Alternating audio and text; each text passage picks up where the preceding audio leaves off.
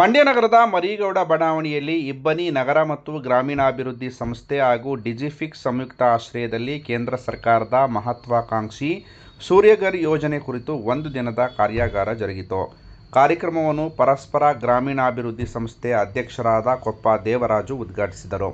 ನಂತರ ಮಾತನಾಡಿದ ಅವರು, ಅತಿಯಾದ ನವೀಕರಿಸಲಾಗದ ಇಂಧನದ ಬಳಕೆಯಿಂದಾಗಿ ಪರಿಸರ ನಾಶವಾಗುವುದಲ್ಲದೆ ವಾಯು ಮಾಲಿನ್ಯದ ಪ್ರಮಾಣವು ಹೆಚ್ಚಾಗುತ್ತಿದೆ. ಹಾಗಾಗಿ ಕೇಂದ್ರ ಸರ್ಕಾರದ ಈ ಯೋಜನೆಯಿಂದ ಸೂರ್ಯನ ಶಕ್ತಿಯನ್ನು ಬಳಸಿಕೊಂಡು ಪರಿಸರ ಉಳಿಸಬಹುದಾಗಿದೆ ಎಂದರು. ನಂತರ ಡಿಜಿಫಿಕ್ಸ್ ಸಂಸ್ಥೆಯ ಜಿಲ್ಲಾ ಸಂಯೋಜಕರಾದ ಯೋಗೇಶ್ ಯೋಜನೆಯ ಕುರಿತಾದ ಸಂಪೂರ್ಣ ಮಾಹಿತಿ ನೀಡಿದರು. ಕಾರ್ಯಕ್ರಮದಲ್ಲಿ ಇಬ್ಬನಿ ನಗರ ಮತ್ತು ಗ್ರಾಮೀಣಾಭಿವೃದ್ಧಿ ಸಂಸ್ಥೆ ಅಧ್ಯಕ್ಷರಾದ ಶ್ರೀಮತಿ ಶ್ರುತಿ, ಕಾರ್ಯದರ್ಶಿ ಎಂಎಲ್ ಕುಮಾರ್ ಸೇರಿದಂತೆ ಹಲವರು ಉಪಸ್ಥಿತರಿದ್ದರು. ನಾಗರಿಕರ ಸುಸ್ಥಿರತೆಯನ್ನು, ನಾಗರಿಕರ ಜೀವನವನ್ನು ಸುಧಾರಣೆ ಮಾಡುವಂಥ ಸಾಕಷ್ಟು ಯೋಜನೆಗಳನ್ನು ಸರ್ಕಾರ ರೂಪಿಸ್ತಾ ಬರ್ತಾ ಇದೆ.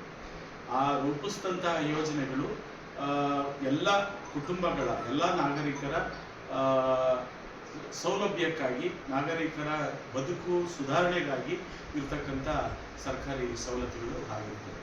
ಒಂದೆಡೆ ಸರ್ಕಾರ ನಾಗರಿಕರನ್ನ, ಅವರ ಜೀವನ ಮಟ್ಟವನ್ನು ಸುಧಾರಿಸ್ತಾ ಹೋಗ್ತಾ ಇದ್ದ ಹಾಗೆ ಎಲ್ಲ ಕೆಲಸವನ್ನು ಸರ್ಕಾರನೇ ಮಾಡಲಿಕ್ಕೆ ಸಾಧ್ಯ ಆಗೋದಿಲ್ಲ.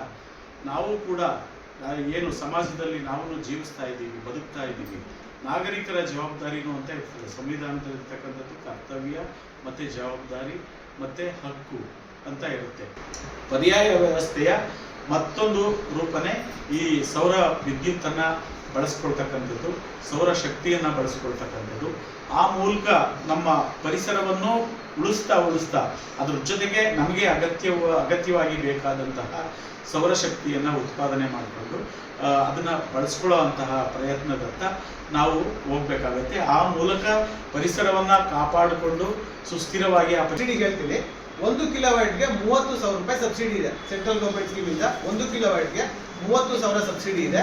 2 ಕಿಲೋವ್ಯಾಟ್ಗೆ 60,000 ಸಬ್ಸಿಡಿ ಇದೆ. 3 ಕಿಲೋವ್ಯಾಟ್ಗೆ 78,000 ಸಬ್ಸಿಡಿ ಇದೆ. 78 ಹೈಯೆಸ್ಟ್. ನೀವು 3 ಕಿಲೋವ್ಯಾಟ್ಗಿಂತ 10 ಕಿಲೋವ್ಯಾಟ್ವರೆಗೂ ತಗೊಂಡ್ರು ಸೇಮ್ ಸಬ್ಸಿಡಿ 78,000 ಫಿಕ್ಸ್ಡ್. ಅದು ಅದಕ್ಕಿಂತ ಜಾಸ್ತಿ ಸಬ್ಸಿಡಿ ಸಿಗೋದಿಲ್ಲ.